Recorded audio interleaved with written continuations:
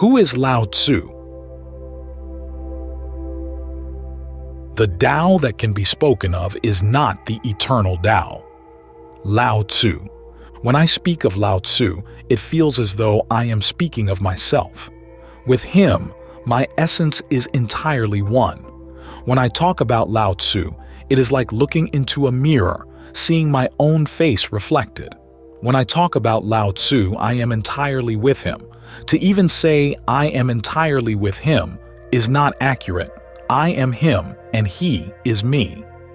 Historians doubt the existence of Lao Tzu. The moment I understood him, he became real to me. Even if history proves that he never existed, it would make no difference to me. He must have existed because I exist. I am the proof. Lao Tzu was not scientifically methodical, yet his madness contained profound logic. He had a madman's logic. If you delve deeply into Lao Tzu's words, you will feel it. It is not immediately obvious or clear. He possessed his own kind of logic, the logic of absurdity, the logic of paradox, the logic of a madman. His words strike with great power. To grasp Lao Tzu's logic, you must create new eyes. His logic is subtle. It is not the conventional logic of logicians. It is the logic of a mysterious life, a life that is difficult to articulate. Whatever he says may initially sound nonsensical, but deep within lies immense consistency. You have to dive deep into it. You have to transform your mindset to understand Lao Tzu. He moves in zigzags. At times you see him heading east. At other times he turns west because he says east is west and west is east. They are intertwined, they are one. He believes in the unity of opposites. And that is life itself. Lao Tzu is merely a spokesperson for life. If life is absurd, Lao Tzu is absurd. If life contains nonsensical logic, Lao Tzu mirrors that same logic. Lao Tzu simply reflects life. He adds nothing, chooses nothing. He merely accepts everything about life. You can easily see the spirituality of the Buddha. It is very easy. You cannot miss it. The Buddha is extraordinary, almost impossible to ignore. But it is difficult to see the spirituality of Lao Tzu. He is too ordinary as you. You must grow to understand him. When the Buddha walks by, you immediately recognize that an extraordinary being has passed. His presence radiates charm and the aura of an exceptional man. It is nearly impossible to miss. But Lao Tzu? He could be your neighbor. Perhaps you missed him because he is so ordinary that he becomes extraordinary. And that is the beauty of it. It is easy to become extraordinary. All it takes is effort, knowledge, refinement, cultivation, discipline. You can become highly sophisticated, something almost superhuman. But to be ordinary, that is the most extraordinary thing. Effort is of no help. You need no effort. Practice will not help either. You do not need any methods or means, just understanding. Even meditation will not help. Meditation helps you become a Buddha. But to become Lao Tzu, even meditation is useless. Only understanding is needed. Simply understanding life as it is, living courageously, without running away, without avoiding anything, having the courage to face whatever comes, good or bad, divine or demonic, heaven or hell. It is hard to become a Lao Tzu or to recognize a Lao Tzu. In fact, if you can recognize a Lao Tzu, you are already a Lao Tzu. To recognize the Buddha, you do not need to be the Buddha. But to recognize Lao Tzu, you must already be Lao Tzu. Otherwise, you will never truly see him. Confucius meets Liosi, an encounter with the mystery of the dragon. It is said that Confucius once sought out Liosi. Liosi was an old man while Confucius was still young. Liosi was almost unknown, whereas Confucius was renowned everywhere. Kings frequently invited Confucius to their palaces, and wise men sought his advice. He was considered the most brilliant scholar of his time in China. However, gradually, Confucius must have realized that his intellect was beneficial to others, but he himself was not happy. He had achieved nothing for himself. He had become an expert who could help others, but not himself. Thus, he secretly embarked on a quest to find someone who could guide him. The ordinary wise men could not help him because they had come to him for counsel. Similarly, the accomplished scholars could not help because they, too, sought his advice on their problems. But someone out there must exist because life is vast and boundless. Confucius secretly searched, sending his disciples to look for someone who could help him. Eventually, they returned with news of a man, an unknown figure referred to simply as the old man. Liosi means the old man. It was not his name, as no one knew his actual name. He was so anonymous that no one knew when he was born or who his parents were. He had lived for 90 years, but only a few people had encountered him by chance.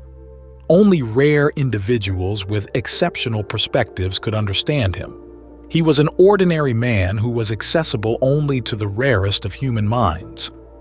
Upon learning of the existence of this man called the Old Man, Confucius sought him out. When he met Liosi, he could sense that this was a person of profound understanding, extraordinary intelligence, sharpness, and logic, a genius. Confucius could feel something but could not grasp it. There was something vague, mysterious. This man was not ordinary, even though he appeared completely ordinary. There was an enigmatic quality about him. He carried within him a hidden treasure. Confucius asked, "What do you think about morality? What can you say about cultivating a good character?" For Confucius was a moralist, and he considered the cultivation of good character the highest achievement. Liosi laughed heartily and replied, "If humans were immortal, only then would the question of morality arise. If one lacks character, only then does one think about it. Someone with character would never even consider the existence of such a thing as character. A moral person does not understand the meaning of the word morality. So don't be foolish. Stop trying to cultivate yourself. Just live naturally." Liosi exuded such immense energy that Confucius began trembling. He could not endure being in the presence of this man. He sought to escape from the place. He became fearful, as one might fear standing at the edge of an abyss. When Confucius returned to the tree where his disciples were waiting, they could hardly believe their eyes. Confucius had met the most powerful kings, yet they had never seen him so shaken. But now, he was trembling, drenched in sweat. They could not comprehend it. What had happened? What had this man named Liosi done to their master? When asked, Confucius replied, "Wait, let me regain my composure. This man is dangerous. I have heard of great beasts like elephants, and I know how they walk. I have heard of mysterious creatures of the sea, and I know how they swim.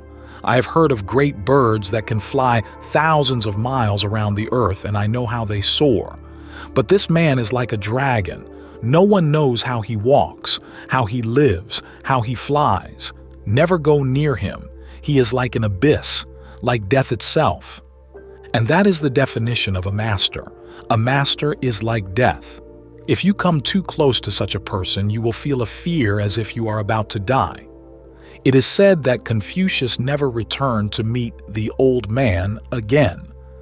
In some respects, Liosi was an ordinary person, but in other ways, he was the most extraordinary. He was not extraordinary like the Buddha. He was extraordinary in an entirely different way. His extraordinariness was not apparent. It was a hidden treasure. He was not as miraculous as Krishna. He did not perform any miracles. Yet, his entire being was a miracle. The way he walked, the way he looked, the way he existed. His entire being was a miracle. Laozi and Silence, a philosophy beyond words. Liosi was not sorrowful like Jesus. He could laugh, and he laughed heartily. It is said that he laughed at birth. While newborns usually cry when they are born, it is believed that Liosi laughed instead. I also think this might be true. A man like Liosi must have laughed when he was born. He could laugh deeply and wholeheartedly, but beneath his laughter lay sorrow and compassion, a sadness for you, for all existence. His laughter was never shallow. Zarathustra laughed too, but his laughter was different. It lacked inner sorrow. Laozi was as sorrowful as Jesus, yet not like Jesus. He laughed like Zarathustra, yet differently. His sorrow contained laughter, and his laughter contained sorrow. He was a meeting point of opposites, a magnificent symphony. Remember this. I am not commenting on him. There is no distance between me and him. He speaks to you through me. Another body, another name, another form, but the same spirit. He said, "The Tao that can be spoken of is not the eternal Tao." Let me first tell you the story of how his sutras came to be written, because that will help you understand him. Throughout the 90 years of his life, Liosi did nothing but live. He lived fully. Liosi's disciples often urged him to write something, but he would always reply, "The Tao that can be expressed is not the true Tao. The truth that can be conveyed is no longer the truth." Therefore, he said nothing, wrote nothing. So, what did his disciples do with him? They simply lived with him. They stayed with him, traveled with him, and absorbed his essence. Being near Laozi, they tried to open themselves to him. Being near him, they endeavored not to think of anything. Being near him, they became increasingly silent. In that silence, he would approach them, come to them, and knock on their doors. For 90 years, he refused to write or speak about anything. This was Liosi's fundamental attitude. The truth cannot be taught. The moment you speak of truth, it ceases to be true. The act of speaking distorts it. You cannot teach it. At best, you can imply it, and that implication must come from your very being, your very life. It cannot be expressed in words. He was opposed to words. He was opposed to language.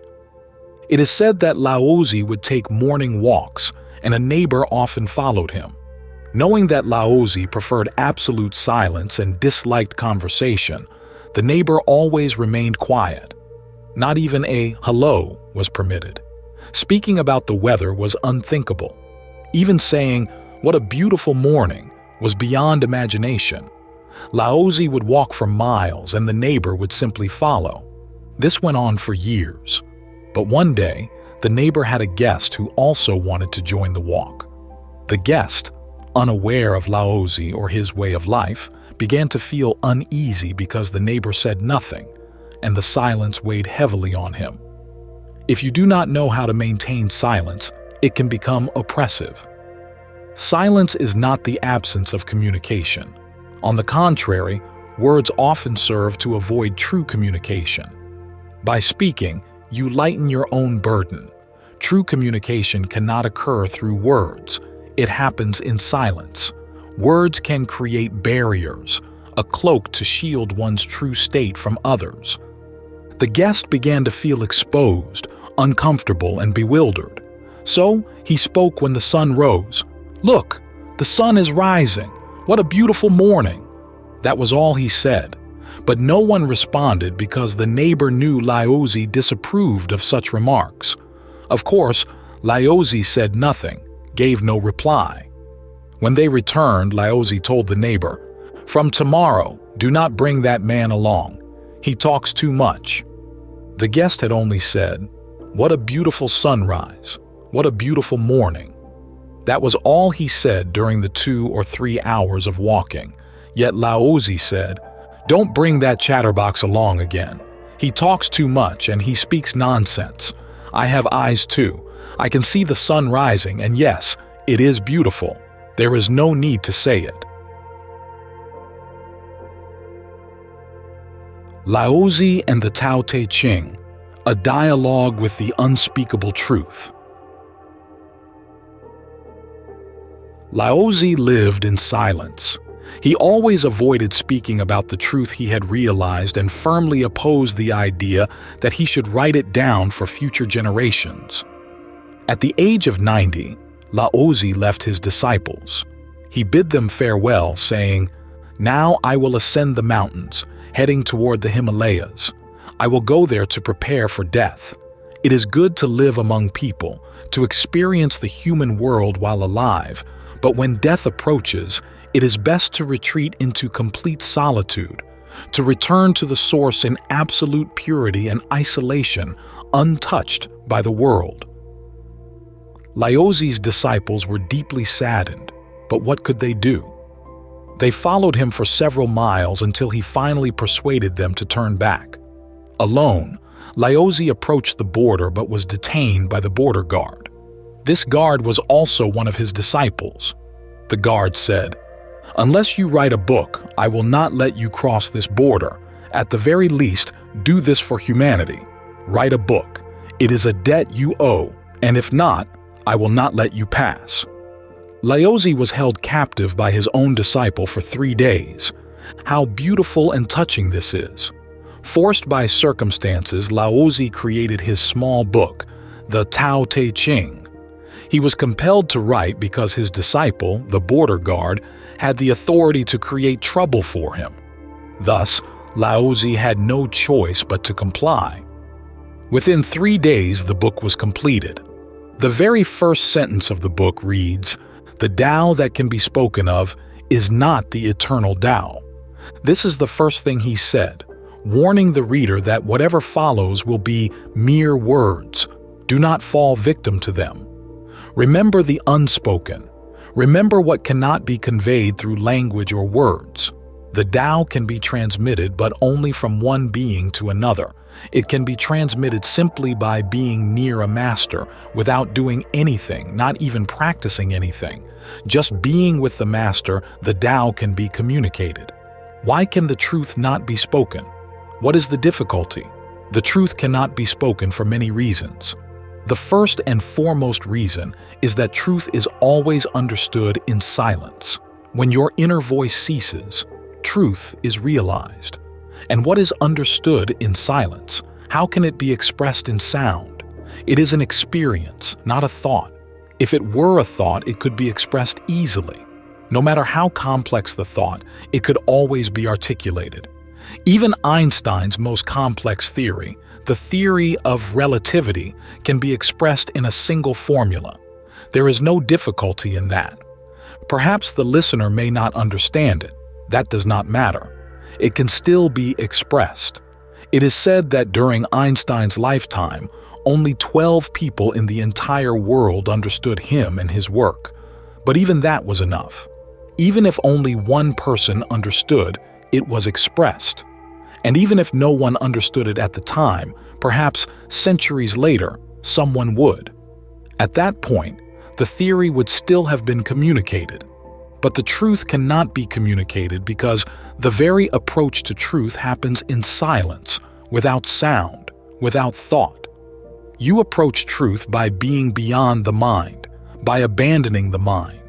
How can you use something as a prerequisite to reaching truth if it must first be discarded? The mind cannot comprehend truth. The mind cannot recognize it. So how can the mind express it?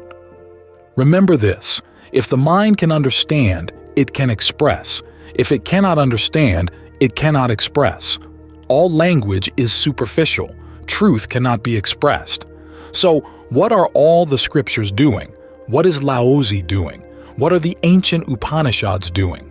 They are all attempting to express the inexpressible, hoping to awaken a thirst for seeking within you. Truth cannot be spoken, but the very effort to articulate it may ignite something. A deep thirst for the inexpressible. That thirst already exists within you. It merely needs a spark.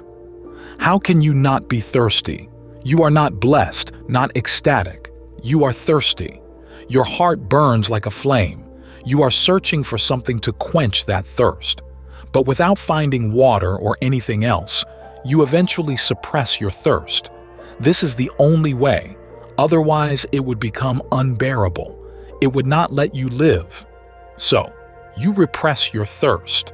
A master like Liosi knows well that truth cannot be spoken, but the attempt to speak it stirs something within you, bringing your suppressed thirst to the surface. Once the thirst emerges, the search begins, and he has moved you. The Tao that can be spoken of is not the eternal Tao. At the very least, there may be something related to it. For example, you can say something about light to a blind person, knowing full well that you cannot speak directly about light because they have not experienced it.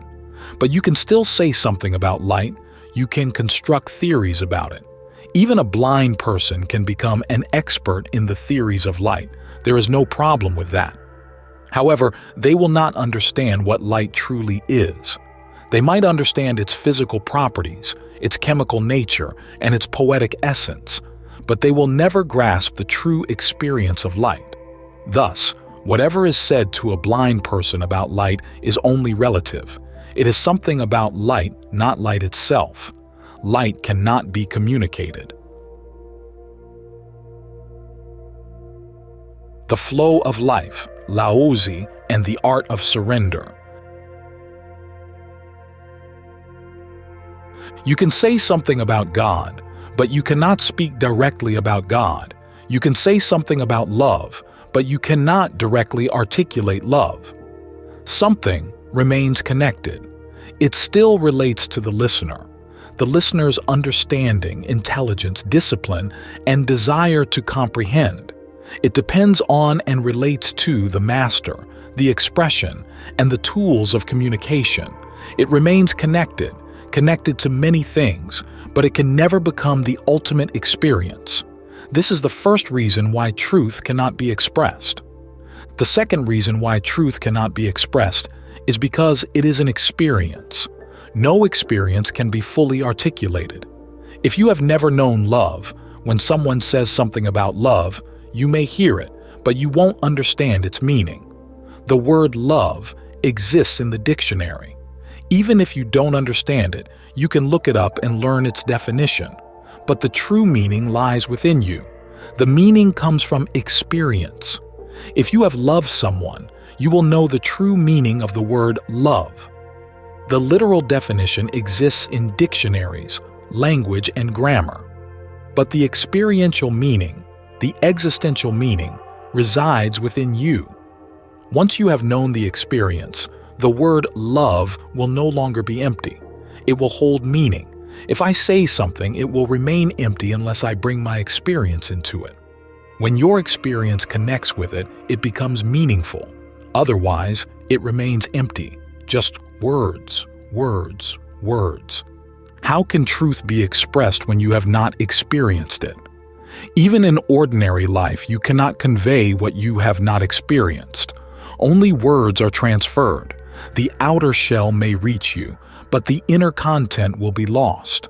An empty word will travel toward you. You will hear it and think you understand it because you know its literal meaning, but you will miss the real meaning. The true meaning comes only through experience.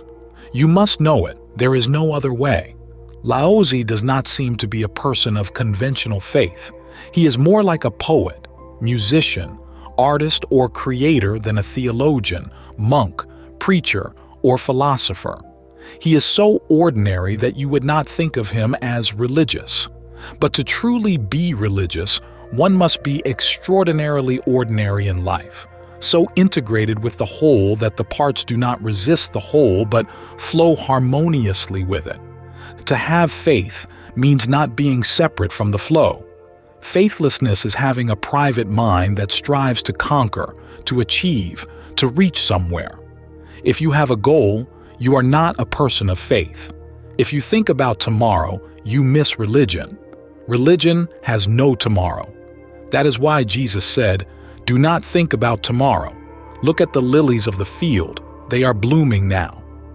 Whatever exists, exists now. Whatever is alive now. The present moment is the only time. the only eternity. There are two possibilities. You can fight life, setting goals that oppose life, and all goals are personal, individual. You try to impose your patterns on life, to make life conform to you. Yet you are but a small fragment, an infinitely small part, attempting to make the vast universe bow to you. Naturally, you are bound to fail. You will lose your grace. You will become rigid. Fighting creates rigidity. Just the thought of resistance envelops you with stiffness. It creates a hardened shell around you, enclosing you like a cocoon. The very idea of having a goal makes you an isolated island. You are no longer part of the vast continent of life.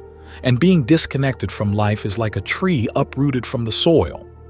That tree may survive for a while on its stored nutrients, but it will eventually die. A tree needs roots. It needs to be in the earth, to merge with the soil, to be part of it. You need to join the continent of life, to become part of it, to root yourself in it. When rooted in life, you are soft because you have no fear. Fear creates rigidity. Fear generates the idea of needing security. Fear brings the desire to protect yourself. And nothing is more destructive than fear because fear itself separates you from life, uprooting you from the earth. Then you live in the past, which is why you think so much about the past. This is no coincidence. The mind keeps thinking about the past or the future. Why dwell on the past? What is gone is gone. It cannot return. The past is dead. Why endlessly revisit what no longer exists and cannot be changed? You cannot live in the past, nor can you exist in it. But it can destroy your present moment. There must be a deeper reason, something rooted in your fight against the whole. Fighting against the whole, resisting the river of life, you become uprooted. You shrink into a small phenomenon, like a cocoon, enclosed in your shell. You become a separate individual, no longer part of the vast, ever-expanding universe. No, you are no longer part of it. You live sparingly on the past's stored nutrients. That is why the mind constantly clings to the past. And you must prepare and muster courage to fight. That is why you think so much about the future. The future gives you hope. The past gives you sustenance. Yet only in the middle lies eternity, the life you are missing. Between the past and the future, you are dying, not living. There is another way to live. The only way, for this is not living. Fighting is not living. The other way is to flow with the river, to move with it so that you no longer feel separate. You are flowing with life. Now you become a part of it, not just a part. You dissolve into it. You become the river. No separation remains. When you do not fight, you become life. When you do not resist, you become the vast, the infinite. When you surrender, you are in a state of trust. Do not trust your individual mind. Trust the whole. Do not trust a fragment. Trust the totality. Do not trust the mind. Trust existence. In surrender, you suddenly become soft because there is no longer a need to be rigid. You no longer need to fight, to resist, to defend, or to secure yourself. You have merged with life, and life is secure. Only the individual ego is insecure. It needs protection. It demands safety. It constructs armor.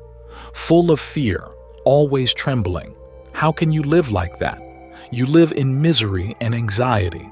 That is not life. You lose all joy, the bliss of simply being, which is infinite joy. That joy has no cause. It simply arises because you exist. It bubbles within you simply because you are. Once you open yourself and flow with life, joy will overflow in you for no reason at all. You simply realize that being itself is joy. There is no other way of being. If you suffer, it only shows you have lost connection with existence. Suffering means you are partially uprooted from the ground. You are disconnected from the river, hardened into a stone, floating on the surface, not flowing with the water. Fighting, even attempting to go against the current, the ego always strives to go upstream because where there is a challenge, the ego finds satisfaction. The ego craves conflict. If it cannot find anyone to fight, it suffers. It needs an adversary to engage with. Fighting gives the ego a false sense of accomplishment, but that is a diseased way of living, a pathological state. Fighting the river is insanity. If you fight, you become rigid. If you fight, you encase yourself in a dead wall. Naturally, your being also dies. You lose softness, clarity, grace, and lightness. You merely exist. You do not live.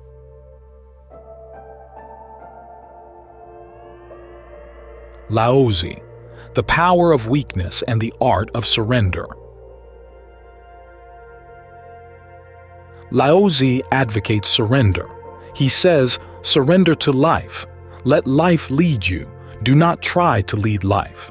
Do not attempt to manipulate or control life. Instead, let life manipulate and control you. Allow life to possess you. You only need to surrender. You simply need to say, I am nothing. Hand over all authority to life and align yourself with its flow. It's difficult because the ego will say, then what am I? If I surrender, I will no longer exist. But when the ego disappears, for the first time, you truly exist. For the first time, you are no longer finite. You are infinite. For the first time, you are not a body or a being. You are formless, vast, ever-expanding, without beginning or end. But the ego knows nothing of this. The ego fears and says, what are you doing? Losing yourself. You'll be lost. You'll become no one. If you listen to the ego, it will lead you back to the path of madness, the path of being someone. And the more you try to become someone, the further life will drift away from you. Liosi says, be no one, and you will feel the infinite life flowing within you. To the flow of life, being someone is a barrier. When you are no one, you become an expansive emptiness that can contain everything. Clouds can float, stars can move within you, and nothing disturbs you. And you have nothing to lose, for you have already surrendered all that could be lost. In that state of being, you remain eternally youthful. Of course, the body will age, but the core deep within your being stays young, fresh, and vibrant. It never ages, and it never dies. Liosi says this is the true path of faith. Flow with Liosi. Move with the Tao. Do not create personal goals or purposes. The whole knows everything. You only need to move with it. The whole created you. The whole breathes within you. The whole lives within you. Why worry? Leave the responsibility to the whole. Just go wherever it takes you. Do not try to force or plan. Do not demand any specific goals, for that will lead to disappointment, rigidity, and missing the chance to truly live. This is the key point. If you allow life, life will flow more abundantly. If you let yourself live, life will flow more freely. Liosi also emphasizes that life does not believe in strength. Weakness has its beauty because it is gentle and soft. When a storm comes, the strong and rigid trees fall, but the smaller trees bend. And when the storm passes, they smile and dance again. In fact, the storm refreshes them, washing away their dust. They become more alive, youthful, and vibrant. The storm has bathed them. But the tall, sturdy trees fall because they resist. They refuse to bend. They are too rigid. Liosi says life loves weakness. This is the meaning behind Jesus' teachings. Blessed are the meek, for they shall inherit the earth. Blessed are the poor in spirit. Blessed are those who mourn, for they shall be comforted. Jesus' entire message is, be alive and weak. That is why he says if someone slaps you on one cheek, offer them the other. If someone takes your coat, give them your shirt as well. And if someone compels you to walk a mile, walk two with them. Jesus says, be meek, be weak. Blessed are the meek. What is it about weakness that is blessed? Ordinarily, the so-called leaders of the world and great teachers advise strength, while Laozi and Jesus advocate weakness. Weakness holds meaning because it is not rigid. To be strong, you must be rigid. To be strong, you must resist the flow of life. If you want to be strong, you must go against the current of life. Only then can you become strong. There is no other way to become strong. If you want to be strong, move upstream. The more the river pushes against you, the stronger you become. To be weak, flow with the current. Wherever it takes you, go with it. Flow with the river. If the river asks you to go 1 mile, go 2. If it asks for your coat, give your shirt as well. And if it slaps one cheek, offer the other. Weakness and meekness hold their own beauty. That beauty is the beauty of grace, the beauty of nonviolence, the beauty of love, of forgiveness. It is the beauty of non-resistance, and until humanity understands Laozi and begins to feel his teachings, it cannot live in peace. Weakness. The very word sounds like a reproach. But what is weakness? A flower is weak. The stone next to the flower is very strong. Do you want to be like the stone or like the flower? The flower is fragile. Remember, very fragile. A strong wind can easily scatter its petals to the ground. The flower's existence is a miracle. Its way of being is miraculous, so delicate, so soft. It almost seems impossible. How can it exist? The stone seems fine. It exists. It has a method for existence. But the flower? It seems completely unsupported, yet it still exists. That is its miracle. Do you want to be like the flower? If you ask this question, deep down, your ego will say, be like the stone. Even if you choose the flower because the stone looks ugly, the ego will say, if you want to be a flower, at least be a plastic one. Be strong. The wind cannot uproot you, the rain cannot erode you, and you will last forever. The real flower blooms in the morning, laughs for a moment, spreads its fragrance, and then fades.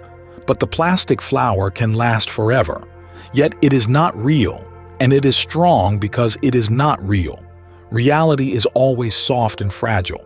The higher the reality, the softer it becomes. Laozi and justice, when wisdom delivers judgment. The Chinese emperor wanted to appoint the most learned individual to oversee judicial affairs. Everyone recommended Laozi. It was a perfectly unanimous decision, and no one objected, so Laozi was summoned. Laozi arrived in his own unique way. He rode a buffalo, a very unusual sight. People typically rode horses and some rode elephants, but riding a buffalo? Yet, Laozi loved his buffalo. It carried him from place to place, provided him with nourishment, and was a symbol of tranquility. Horses couldn't offer that. Buffaloes are quiet creatures, and Laozi had an infinite love for silence. They don't make noise. They are content and have no conflict with existence. Riding his buffalo, Laozi entered the imperial palace. The emperor was astonished, but being polite and cultured, everyone chose to ignore the buffalo. The emperor asked Laozi, "I wish for you to take on the role of a judge." Laozi replied, "You have chosen the wrong person." The emperor asked, "Why?" Laozi said, "Because I am very fair." The emperor responded, "That is precisely the function of this position. Do not say no to your emperor." Laozi agreed. "Very well, but it won't last long, perhaps only a day." And indeed, it lasted just 1 day. The first case involved a thief who had stolen money from the wealthiest man in China. This man was so wealthy that even the emperor had once borrowed money from him. Laozi listened to the entire case and then delivered his verdict. 6 months in prison for both the wealthy man and the thief. The wealthy man exclaimed, "What? I lost my money and you are imprisoning me?" Liosi replied, "I have examined the matter thoroughly. This thief is guilty of a secondary offense, but you are the primary offender. You have hoarded the wealth of the entire capital. You have taken money from millions of people. Even if he hadn't stolen from you, you would still deserve punishment. And I will not call this poor man a thief. He is merely redistributing wealth to where it belongs.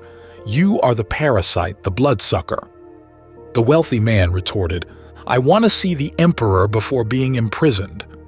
He went to the emperor and said, "Your Majesty, this man is completely unreasonable and dangerous. He wants to imprison me for 6 months."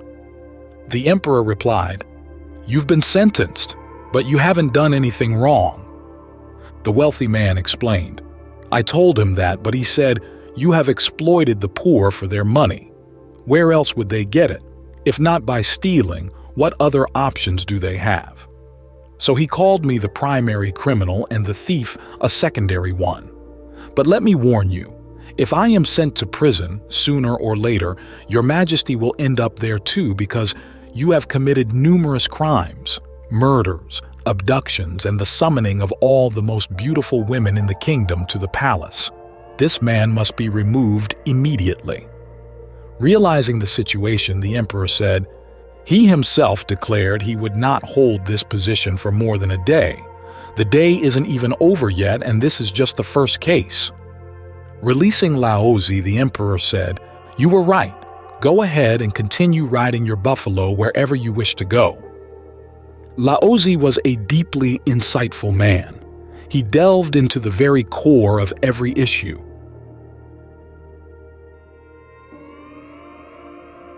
Laozi and Uselessness, the art of living freely. In truth, Liosi was an unreasonable man. He celebrated uselessness. There is a story. Liosi and his disciples were passing through a forest where hundreds of woodcutters were chopping down trees to build a grand palace. Almost the entire forest had been cut down, leaving only one tree, a massive tree with thousands of branches spreading wide, large enough to shelter 10,000 people beneath its shade. Liosi instructed his disciples to ask the woodcutters why this tree had been spared while nearly the entire forest was gone. The disciples asked the woodcutters, "Why haven't you cut down this tree?" The woodcutters replied, "This tree is completely useless. You can't do anything with it because every branch has too many knots. None of the branches are straight. You can't make columns or furniture out of it. You can't even use it for firewood because its smoke is harmful to the eyes and can cause blindness. It's a useless tree, so we left it alone." The disciples returned and told Liosi what they had learned. Liosi laughed and said, "Be like this tree. If you want to survive in this world, be like this tree, completely useless. Then no one will harm you. If you are straight and useful, you will be cut down and turned into someone else's possessions. If you are beautiful, you will be taken to the market and sold. You will become a commodity. Be like this tree, completely useless. Then no one will harm you. You will grow tall and robust, and thousands of people will find shade beneath you." Liosi had a logic that was entirely different from the workings of your mind. He said, "Be the last. Enter the world as if you are no one. Be no one. Do not try to be the first or you will be known. Do not compete. Do not try to increase your value. It is unnecessary. Simply be useless and enjoy life." Of course, this is impractical, but if you understand him, you will see that he is the most practical person on the deepest level, because life is meant to be celebrated and enjoyed, not to become a utility. Life is more like a poem than a market commodity. It should be like a poem, a song, a dance, a roadside flower that blooms naturally, sending its fragrance into the wind, not directed at anyone, simply enjoying itself, being itself. Liosi says, if you try to be exceedingly clever, if you strive to be highly useful, you will be exploited. If you aim to be practical, you will be taken advantage of in one way or another because the world will not leave a useful person alone. Liosi says, abandon all such ideas. If you want to be a poem, an ecstasy, forget about utility. Be true to yourself. Be yourself. The hippies have a saying, do your own thing. Liosi was the first hippie in the world. You are not here to be sold. Liosi says, be yourself, do your thing, and don't concern yourself with others. You are not here to be sold. Therefore, do not think about being useful. Think only about your blessings. Be joyful, and if something diminishes your joy, don't worry. Just share it. Do not force yourself into utility, for that is a path to self-destruction. Do not seek self-destruction. All the other teachers in the world are more practical than Liosi. That is why they have many followers and large organizations. But Liosi stands alone, apart. He is a rare phenomenon. If you understand him, you too can become a rare phenomenon. And the way to do so is to live ordinarily, and then you will become extraordinary. Simply be the last, and suddenly you will find yourself to be the first. Make no claims, demand no credit, and no one will take anything away from you. Exist as if you do not exist, as a nobody. Then, mysteriously, you and only you will become the one whom the entire existence feels blessed by, whom the entire existence celebrates.